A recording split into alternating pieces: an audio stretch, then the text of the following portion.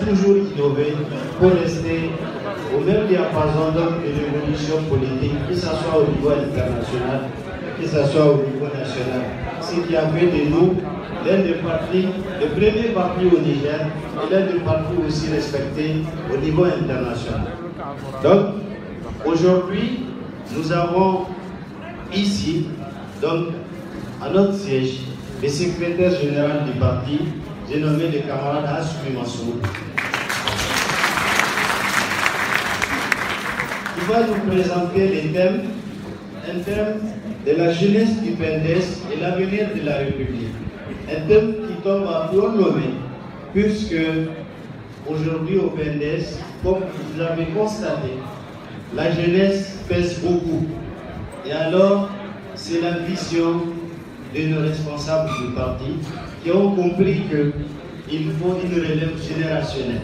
Et c'est dans cet esprit que on a convenu avec le président du parti, les SEN et toutes les organisations de masse du parti, donc à inviter les camarades SG du parti de venir nous faire part en 15-20 minutes, camarades, donc sur ces thèmes. Voilà donc le déroulé de la conférence, ça va être donc une présentation de 20 minutes. Après, ce qui compte, c'est vraiment les débats. Quelle est l'orientation qu'on doit donner à nous jeunes et par rapport donc aux objectifs à atteindre pour la République, parce que c'est la République qui nous unit. Voilà, donc sans plus tarder, je vais passer la parole aux camarades conférenciers. Merci.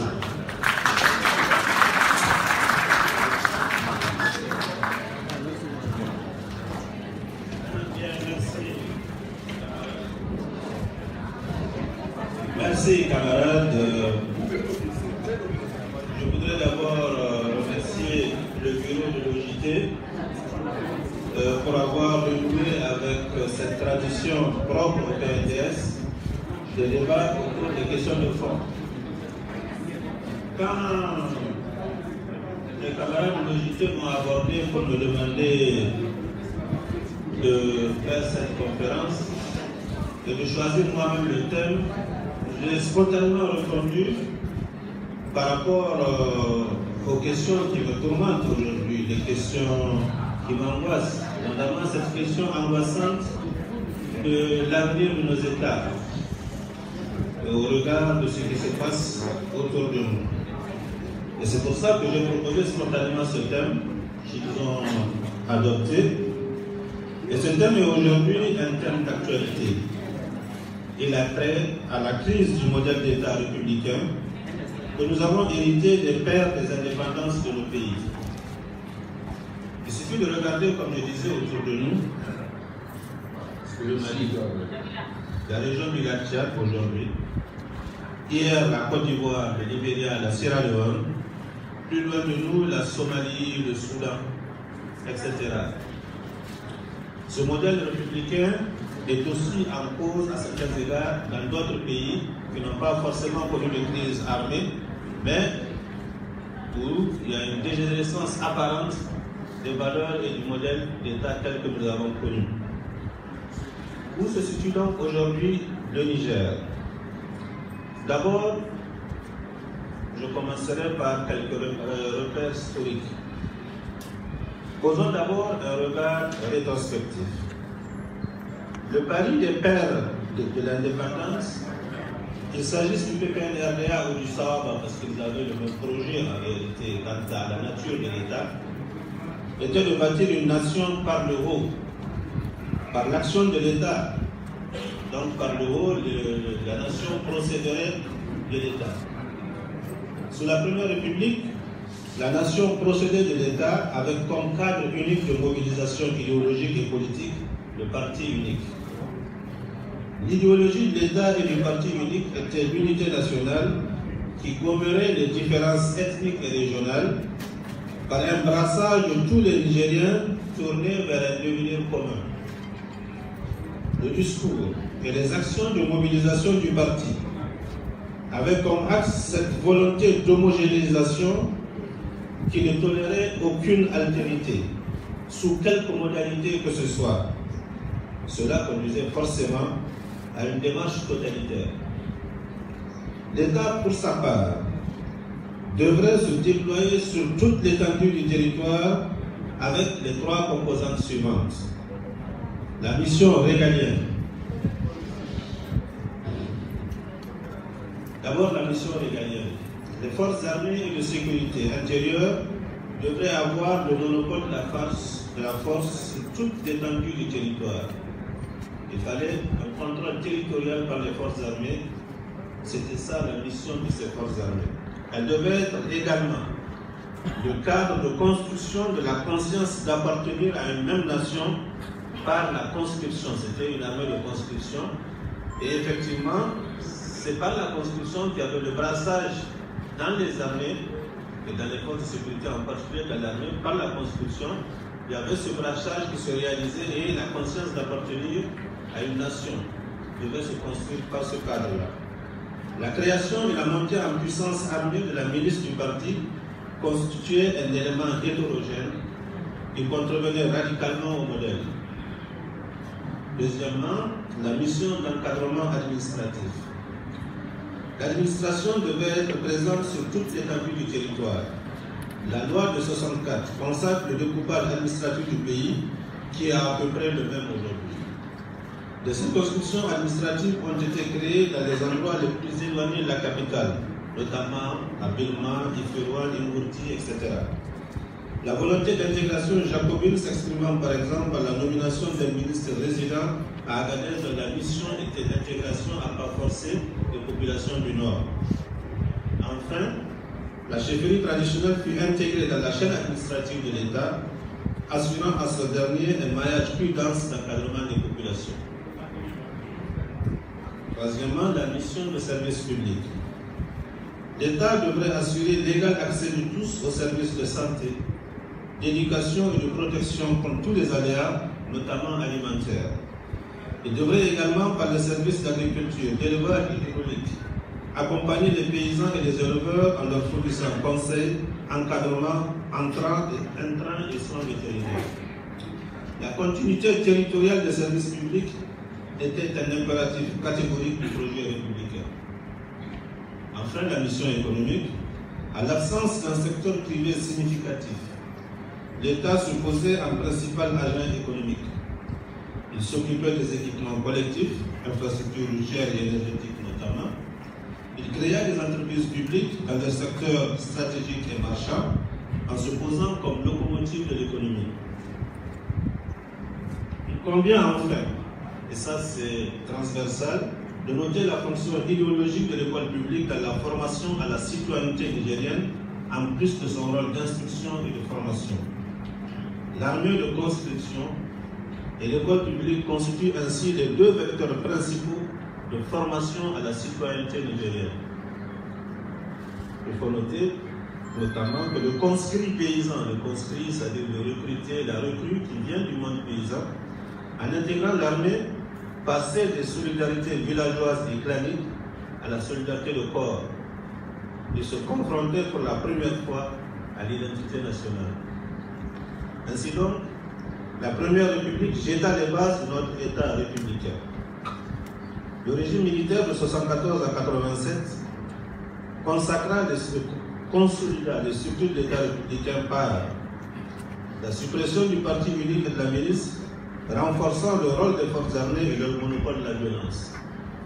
La mise en place d'un gouvernement technocratique et d'une administration professionnelle.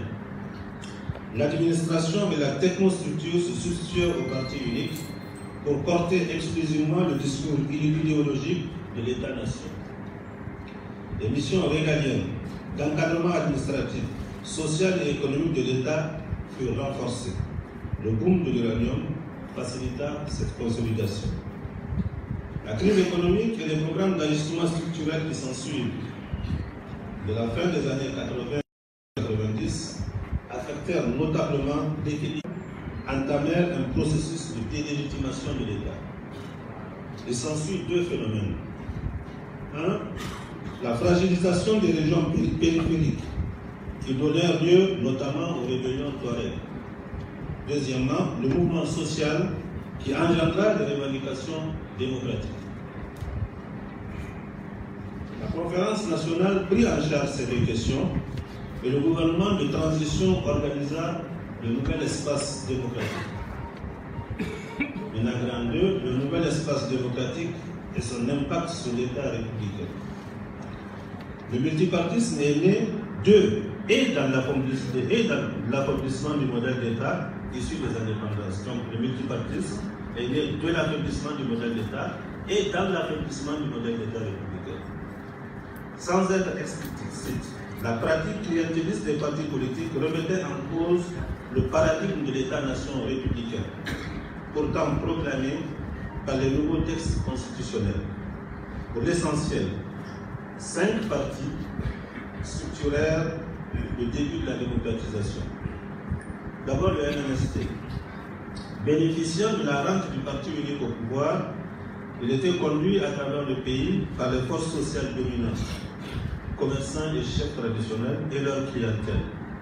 Il mobilisait les principaux moyens financiers et symboliques. Il exprimait encore l'idéologie de l'État-nation, tout en enregistrant en son sein les premières craquelures ouvrant une brèche dans son discours républicain. Rappelez-vous, pour ceux qui étaient les plus anciens, le contexte dans lequel s'est fait le premier congrès du MNSD, on voyait déjà les craquelures liées à la conception des cultes de l'État qui commençaient à poindre. Ensuite, CDS, ANDP, UDS, je les mets ensemble parce qu'ils ont la même identité, des identités comparables. Dès leur naissance, ces partis mobilisèrent leur clientèle sur la base d'une conception ethnique de l'État, en rupture avec le paradigme de la conception républicaine de l'État. CDS, notre parti, s'est inscrit résolument dans la conception républicaine de l'État, dans la filiation des pères de l'indépendance. Même si on ne le proclamait pas, en fait, nous reprenions le discours des pères de l'indépendance. Nous étions dans la filiation directe avec eux, qu'il s'agisse de ce projet qui n'était pas fondamentalement différent, à cet égard. Les vainqueurs de la conférence nationale et des premières élections furent les secondes, c'est-à-dire CDS, ANDP, UDPS. C'est leur idéologie qui a vaincu à la conférence, qui bâtirent les tenants de la conception républicaine de l'État, y compris nous, constitués ceux qui avaient perdu, malgré les apparences, à la conférence nationale et pendant la transition. Dès la première transition démocratique, contre la rébellion taurique, le gouvernement de transition encouragea et arma même des milices ethniques. Rappelez-vous, les CVT, il n'y avait pas de débat sur ces questions, c'était tout spontanément et tout naturellement que cela faisait. Un des piliers de la République, le monopole de la violence à l'État, fut ainsi entamé. Le gouvernement de l'AFC ensuite brisa un autre tabou, la professionnalisation de l'administration et l'affectation privilégiée des fonctionnaires dans leur région d'origine. Depuis, même si ces partis ont perdu de leur importance, de leur hégémonie politique, les pratiques du pouvoir qu'elles ont initiées sont devenues hégémoniques. La raison principale de cette hégémonie réside dans le caractère clientéliste de notre démocratie. Tant pour conquérir le pouvoir que pour le conserver, la logique clientéliste impose deux comportements. Premièrement, la mobilisation de l'entretien des clientèles électorales sur des bases identitaires. Deuxièmement, l'entretien des clientèles par l'argent et les mécanismes de captation des ressources, les marchés publics et les nominations. Le projet républicain fondateur de nos États en est profondément menacé. Je donne 2 exemples achevés de pays où ce modèle démocratique clientéliste a triomphé. Il suffit de regarder autour de nous pour voir les conséquences jusqu'à long terme par l'implosion des États de ce modèle clientéliste. Alors, en guise de conclusion, je pose juste les questions pour permettre au débat d'échanger. On en est